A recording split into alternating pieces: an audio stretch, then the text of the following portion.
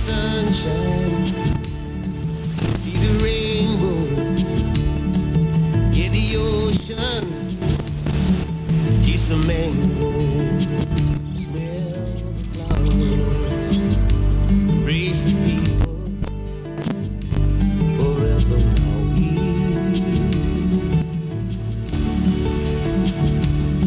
Dreamers dream on, lovers loving, sailors sailing, children playing, lovely lake on the beach, forever Maui, forever Maui. You are forever.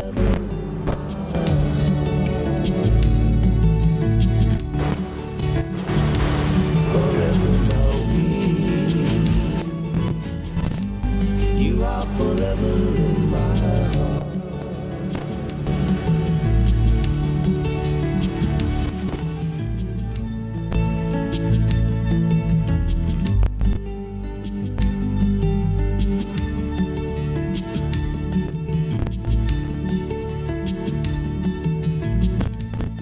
70 million years ago, there was only ocean, wind, and rain in this place, until white-hot magma found its escape from the Earth's core. Its fiery passion suppressed by the coolness and pressure of the ocean prison, the lava mildly sputtered and percolated, building sea mountains until they reached the surface at last.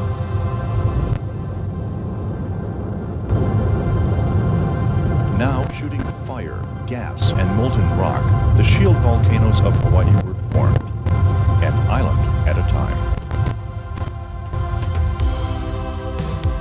Earth, air, fire, and water fashioned the islands and made them fertile. The eroded architecture was carpeted with tropical plant life, chiseled by wind, stream, and waterfall into magnificent gorges and graceful valleys. Sometimes two volcanoes were close enough that the magma streaming down their sides would fill the gap between them, creating an isthmus to cradle in their lap. This is how Maui was formed, Maui, the Valley Isle. Haleakala, the younger of Maui's two volcanoes, is considered dormant, last erupting around 200 years ago. It ascends over 10,000 feet into clouds. The West Maui Mountains, an extinct volcano, once loftier than Haleakala in ancient times, are now only half the size. These mountains are an exquisite example of what erosion can do to humble the Earth's most powerful creation and make it a masterpiece. Lush foliage is nourished by heavy rainfall that continues to sculpt beguiling shapes. This is the result of nature's plan. People have shaped Maui in their own way.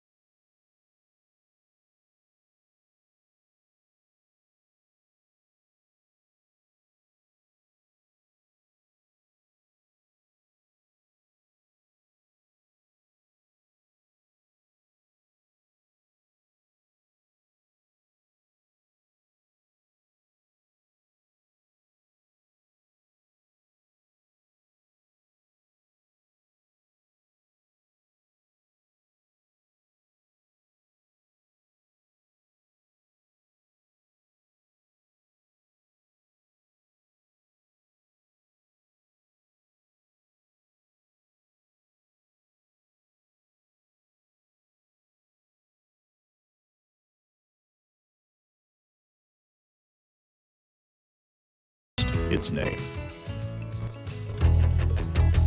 Ocean adventures to excite, thrill, and inspire. For beginners and pros. For some, the faster the better.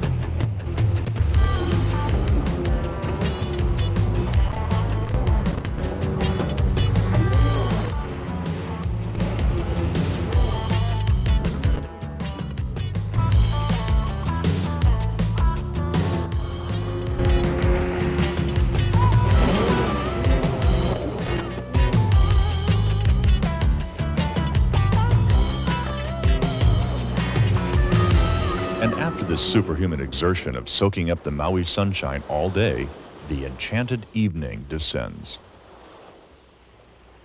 Ka'anapali's black rock, Pu'ukeka'a, rich with stories and legend.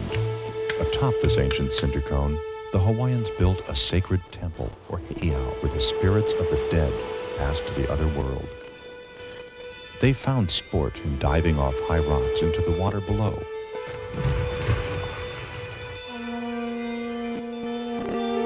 Time stands still, crowning another perfect Ka'anapali day, only to bring on the nightlife.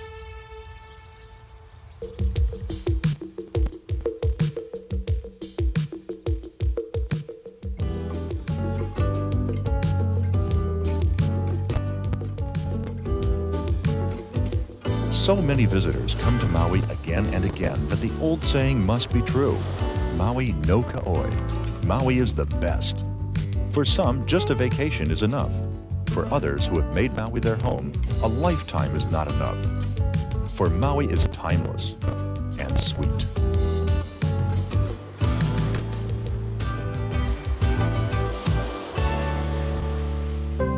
Sugar forever changed the face of Maui. Next to tourism, the second largest source of revenue. Maui grows about 1/4 of Hawaii's sugar crop. Hundreds of years ago, the Polynesians brought the first cane to chew and use with medicine. By the time the first white person arrived, it grew wild. In 1869, Samuel Alexander and Henry Baldwin, sons of Maui missionaries, purchased 12 acres near Makawao to grow sugarcane. Together, they pioneered the building of the Great Hamakua Ditch that would irrigate Maui's dry central plain. It takes as much as a ton of water to produce 1 pound of sugar. The Alexander and Baldwin Sugar Museum, housed in a restored plantation home next door to Hawaii's most productive sugar factory, is a tribute to the sugar industry. Sugar also changed the faces of Maui. Cheap contract labor was required. From 1852 to 1910, about 300,000 foreign laborers were brought to Hawaii to toil for less than $1 a day, 6 days a week. Chinese, Japanese, Portuguese, German, Spanish, Korean, Filipino, and Russian men and women found a common thread in working the land for sugar. Sugar was a promise of a better life, and its history is bittersweet. Descendants of these hardworking people are now politicians and professionals, treasured members of the community. All aboard! It's 1890. The Lahaina, Ka'anapali, and Pacific Railroad is taking you from Ka'anapali to Old Lahaina Town. 5 times a day, the sugarcane train dutifully serves its new master, tourism.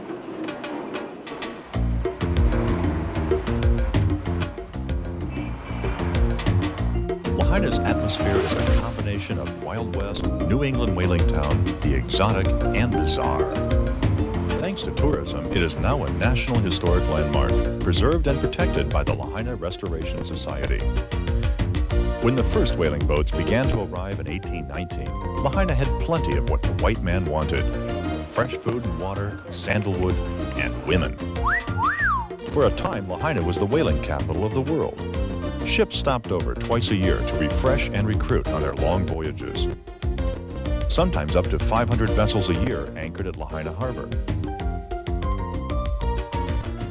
All was well until another kind of white person came along: the missionary. To raise up the whole people to an elevated state of Christian civilization, bringing them to the mansions of eternal blessedness. This was their goal, and their tool was education. The Baldwin Home Museum contains artifacts and memorabilia of the first missionary families. It was also the scene of contention between missionaries and sailors. On several occasions, the house was stormed and even fired upon with cannons. The men of the sea did not react kindly to the banning of prostitution and public drunkenness, the preferred forms of R&R in port. So in 1832, a fort was erected to defend Lahaina and jail offenders.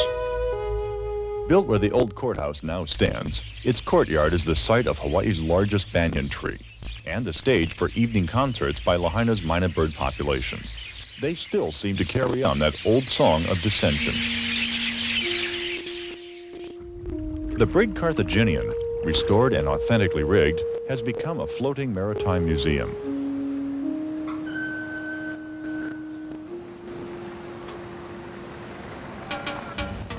Pioneer Inn, built in 1901, was Maui's first. It's now designed with a whaling theme, although it opened long after whalers were gone. That old salty flavor is here to stay. Lahaina Luna School is the first school built west of the Rockies. Founded by the missionaries, it produced the first Hawaiian scholars. Halepai, the old coral printing house, turned out the first Hawaiian language newspaper. The oldest stone church in Lahaina still stands. The graves of missionaries and Hawaiian royalty lie side by side. As the economy of whaling died, sugar and pineapple transformed Lahaina into a rundown old plantation town until it was reborn through tourism. The harbor is full again, this time with glass-bottom boats and ocean vessels for snorkeling, sunset cruises, deep-sea fishing, and a new spectator sport, whale watching. A large group of the great humpback whales have chosen the warm waters of Hawaii as their winter playground. The shallow ledge around Maui is particularly popular. They migrate here from their Alaskan feeding grounds to mate, give birth, and nurse their young. They do not eat when they are here, but from the moment they arrive, the singing begins. The song is complex and is amplified enough to be heard and felt for miles underwater. As the whales return each winter, the same song begins, lasting 6 to 18 minutes per theme for up to 14 hours at a time. As the season progresses, the song evolves. Whales who rendezvous in Mexican waters 3,000 miles away develop identical themes. Why and how remain a mystery.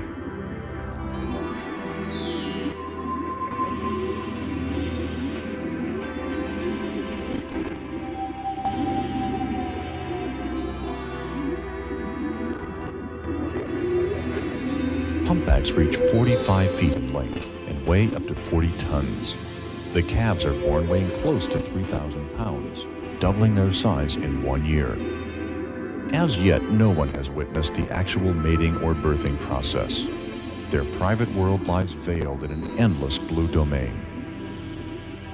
One thing is clear, we are capable of disturbing them. Hawaii's humpbacks are now protected. Perhaps the humpback is one of those things best left to mystery. Powerful yet graceful, living in the water yet breathing air. Unfathomable, they leave us forever curious, but wise enough to let them roam the earth as sovereigns of the deep.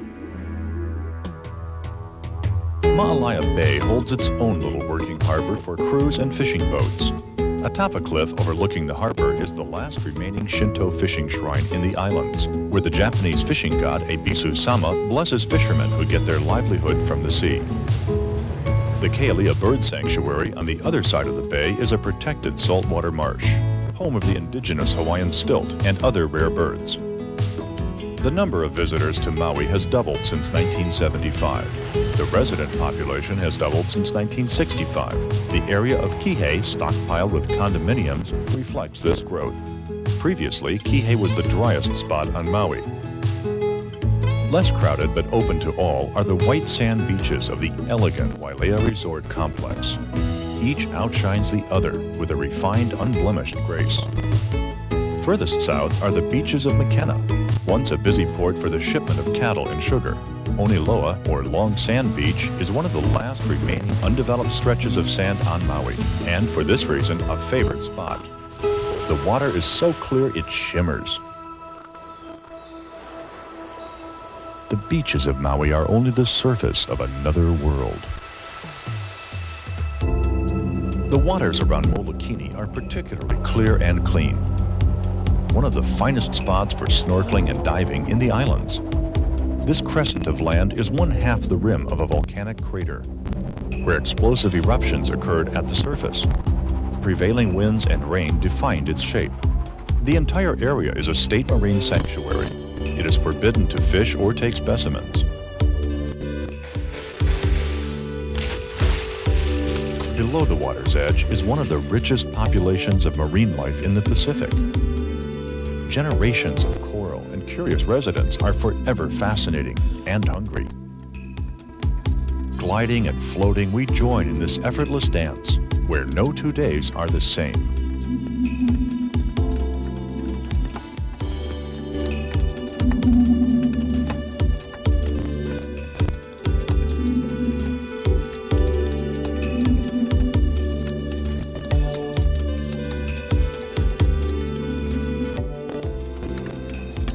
Waikapu Valley is the bounteous home of Maui's tropical plantation. These 120 acres of Hawaii's agricultural crops are the largest visitor attraction on Maui. Irrigated with fresh mountain rains by a 70-foot windmill, the plantation is a cornucopia of fruits and flowers to be seen, smelled, and tasted. Over 500,000 visitors a year come to experience everything there is to know about the history, planting, and uses of these tropical delights. Luscious island fruits, flowers, and gifts are packed and certified for shipping. On special evenings, the plantation hosts a genuine Hawaiian country barbecue and party. Paniolo is the name for Hawaiian cowboy. You wouldn't have a true picture of Maui without him, because ranching is big business here.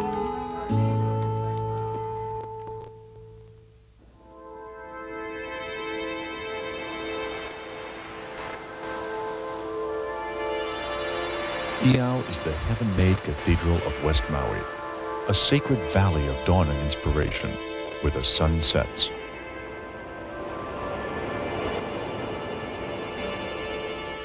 Beyond Iao Needle, hiking trails lead to streams and pools that awaken the senses. This is one of the wettest spots on Earth. The serenity of Iao Stream was once shattered by a decisive battle between the forces of 2 Hawaiian chiefs. At the Battle of Kapani Vai, King Kamehameha borrowed the white man's cannon, producing such destruction that the bodies of fallen warriors caused a damming of the waters. Kapaniwai Park is named for this battle. Here at the Heritage Gardens, tribute is paid to Maui's varied ethnic groups. Lower Paia, a whimsical little town, the last stop for gas on the road to Hana. Its charming personality has been molded by an eclectic past as a thriving sugar plantation town in the early 1900s, a hippie town in the 60s, and now the island center for windsurfing. 2 miles up the road lies a crescent beach called Ho'okipa, meaning hospitality. Here, sailboarding is a world-class passion.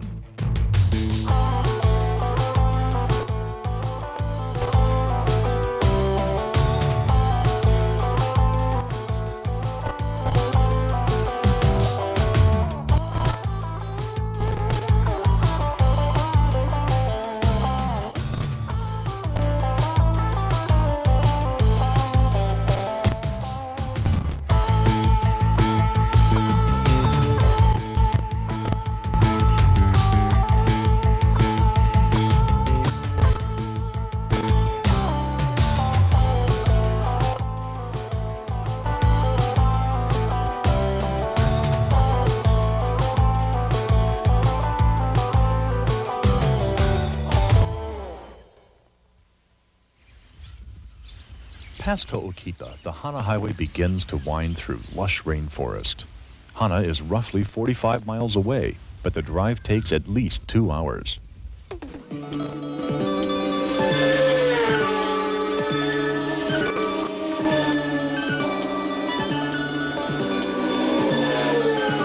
But this is not the way to do it.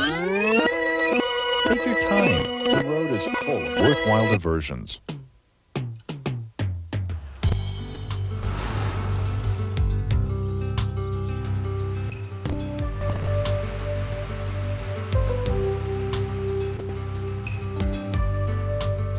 In the old days, before the road was built, travelers rode horseback along the rugged coastline. Horses still carry pleasure seekers to the edges of remote cliffs and along wondrous trails.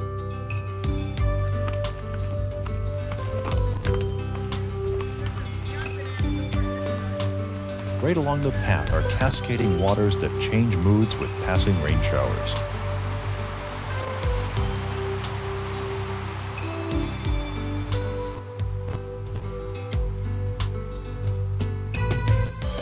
Kenai Peninsula is a patchwork of taro fields. Kenai resembles the ancient Hawaiian Cultural District, or Ahupua'a, comprising all the land from the forest to the farmland down to the sea. To this day, Kenai earth is cherished by Hawaiians, tended and sheltered from change. Taro is still grown in the old way. Residents share the wealth of their land and spirit. Near the Hana Airport stands the largest heiau, or temple, in the islands, with walls 50 feet high. Pi'ilani Hale, built over 400 years ago for the great king Pi'ilani, who unified Maui for the first time. It is thought to have been a place of human sacrifice. The Pacific Tropical Botanical Gardens owns this land and conducts tours of the heiau and surrounding gardens. Visitors are requested not to remove any stones or plant life from these areas. Waianapanapa, or Glistening Water, is a state park with its own black sand beach, hiking trails, camping, and picnic grounds. An old lava tube forms a hidden cave that is said to have been the scene of the murder of a young wife by her jealous husband. Tiny shrimp sometimes turn the water red around the cave, but legend says it is her blood. Finally, there's Hana Town, land of low-lying sky and rainy mist. Quaint, Hawaiian, country. Before the road was built, steamships used to stop here to pick up and deliver goods. It's now a lazy harbor for small boats and playful residents. Massive Kauiki Head, a natural fortress, has been the site of fierce inter-island battles. King Kamehameha landed here and marched across the island to victory at the Battle of Kapanivai. Hana once supported a large Hawaiian population, then a thriving sugar plantation, and most recently, ranch land. Ranching is the legacy of Paul Fagan, a wealthy San Francisco entrepreneur. Fagan also established the famous Hotel Hana Maui, which respects the area's tradition of true aloha and country grace. At secluded Hamoa Beach, the hotel sponsors a weekly luau to celebrate the spirit of Old Hana. The tourists and the Paniolo are here to stay. A cross commemorates Fagan on Lions Hill. Hana is the gold at the end of the rainbow. Kipahulu and the Seven Pools are where the paved road ends. The preferred name is Oheo, or the Gathering of Pools, where over 20 pools terrace a 1-mile area of Oheo Stream. High above and deep in the valley is another sanctuary for endangered native birds and the ancient rainforest that sustains them. Most of the time, these treasures are camouflaged in mist. Charles Lindbergh loved this land and chose to spend his last days in Kipahulu and to be buried here. This is upcountry Maui, at an elevation of 1,000 to 4,000 feet on the western slopes of Haleakala, where Kamakani Hau blows, the cooling wind.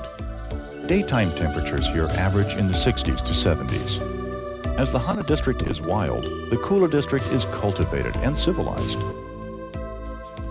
Rows of flowers dance in the wind, tidy patterns of color, the yield of rich volcanic soil. This is the flower basket of Maui, for export and lei making, a new home for over 50 varieties of the African protea that crave the cooler climes. Upcountry is also pastoral tranquility. Cattle wander up as far as 7,000 feet. Before the Paniolo, cattle roamed wild. Ulupalakua Ranch is the largest on Maui and a grand part of its history. Its former owner, Captain Richard McKee, turned Rose Ranch into a thriving business. He planted thousands of trees and roses. The Lokelani became Maui's official flower. These days, the ranch devotes 20 acres to an intoxicating new partner, the grapevine. Tedeschi Vineyards has been in operation since 1977. Since then, they've become well known for their unusual pineapple wine, Maui Blanc. The winery now bottles an award-winning champagne. Rich volcanic earth and a California-like climate have brought Emil Tedeschi's dream to fruition.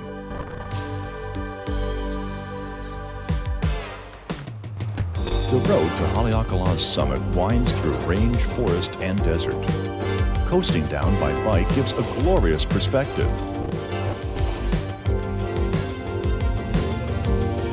bikers get an eyeful on the way down.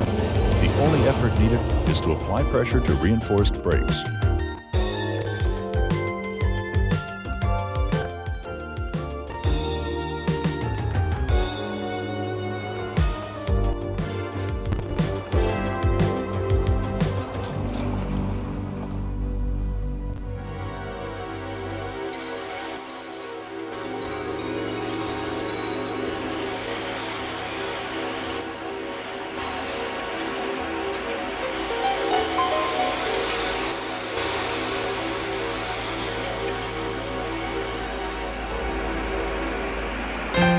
Haleakala is the heart of Maui, where earth and heaven are closest.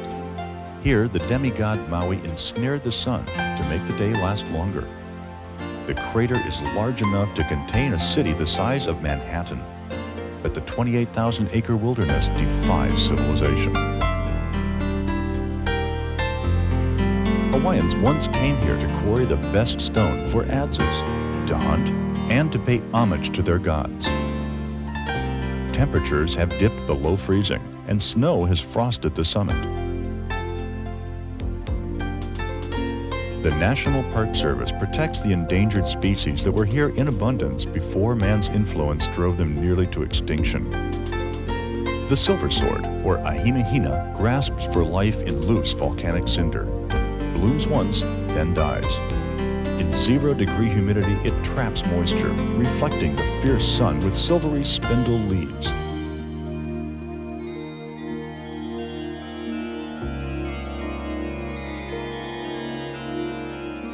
Haleakala took 1,000,000 years to rise to its present grandeur. The surprising array of colors that paint the sand and cinder cones are from sulfur and iron deposits in the lava. Scientists say Haleakala could erupt again. Like scattered thoughts, an anarchy of clouds form legions, march into the gaping moonscape and slip away. Here the mind becomes clear. Spirit is renewed. Light silently conquers darkness in an eternal struggle. Forever reawakening Maui.